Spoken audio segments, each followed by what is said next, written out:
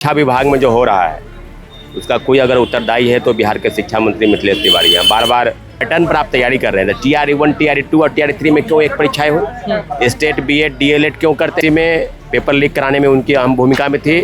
जब हम लोगों ने विरोध किया तो यहाँ से है ये शिक्षा पूरे सिस्टम भ्रष्टाचार के दलदल में फंसी जो व्यवस्था है शिक्षा विभाग या अन्य है, लेकिन कौन सी बहाली है, कौन सी परीक्षा है जिसका अभी तिथि तय हुआ है? एक भी बहाली नहीं है। तो आप भूल कर रहे हैं। प्लीज आप गर्दनी में आइए। गर्दनी विभाग आपको आह्वान कर रहा है, आपको बुला रहा है, आपको पुकार रहा है। जैसे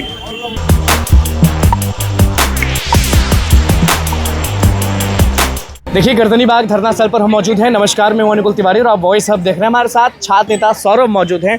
कल का खबर आप अच्छे से सुने होंगे कि शिक्षा मंत्री अपने जिद पर हैं, पीटी मेंस होगा और TRE4 का कुछ अता पता नहीं। तो हम आपसे यही पूछना चाहते हैं कि क्या इस पीटी मेंस का जो ऐलान हुआ है उससे कहीं ना कहीं अभ्यर्थियों में एक गुस्सा और बढ़ गया है? बहुत बहुत धन्यवाद। आपको आज़ादी के 80वें स्वतंत्रता दिवस की बहुत बहुत बधाई, शुभकामनाएं। बिल्कुल जिस प्रकार से चीज़ें चल रही है और शिक्षा विभाग में जो हो रहा है उसका कोई अगर उत्तरदायी है तो बिहार के शिक्षा मंत्री मिथिलेश तिवारी हैं। बार बार विज्ञापन की मांग हो रही है। बार बार कहा जा रहा है कि रोस्टर भेजा गया BPSC के पास और BPSC निकालेगी, इसका इंतजार करें, घबराएं नहीं। कई बात का उदाहरण दे रहे थे। और आज जब BPSC ने रिवाइज कैलेंडर कल जारी किया है उसमें कई चीज़ें हुई है कि जो अभ्यर्थी बिल्कुल स्वीकार नहीं कर रहे थे पहले से, कि आप विज्ञापन की मांग कर रहे हैं और अचानक उसमें परिवर्तन कर दिया जाए कि आपको एक नहीं दो परीक्षा ली जाएगी। तो सवाल सीधा है कि जिस पैटर्न पर आप तैयारी कर रहे थे, TRE1, TRE2 और TRE3 में क्यों एक परीक्षाएं हो? स्टेट BEd DLEd क्यों करते हैं? लोग पात्रता परीक्षा पास करके फिर परीक्षा देते हैं। तो सवाल ये है कि इन लोगों की मंशा स्पष्ट हो गई है कि विज्ञापन अब नहीं देना है। विज्ञापन अब मुझे जब मन करेगा तब देंगे। आप लोग अपना विरोध प्रदर्शन शुरू रखिए।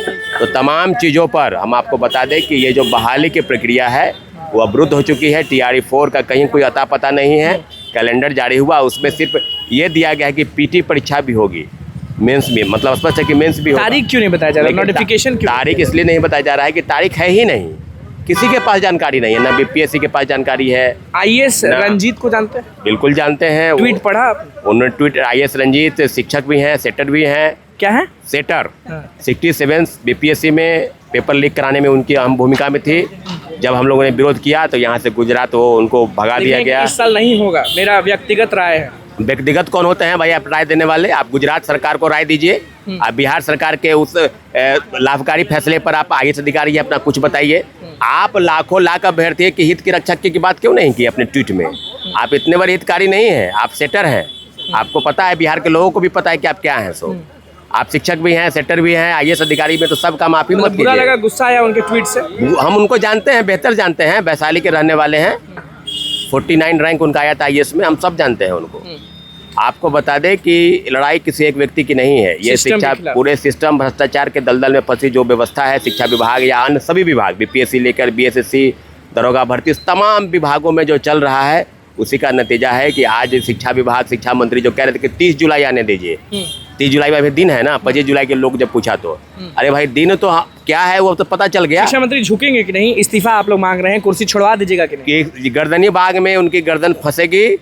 झूठे और छात्रों को गुमराह करने वाले शिक्षा मंत्री की इस्तीफे की मांग होगी और पुरजोर तरीके से होगी। कहीं भी आप बैकफुट पर जाने का सवाल नहीं है। आप विज्ञापन की मांग नहीं करेंगे आपसे। बहुत जब भी वीडियो सामने आ रहा है कमेंट में बहुत लोग ये बोल रहे हैं कि मेन आंदोलन कब है, हम कब आए, हम कब आए।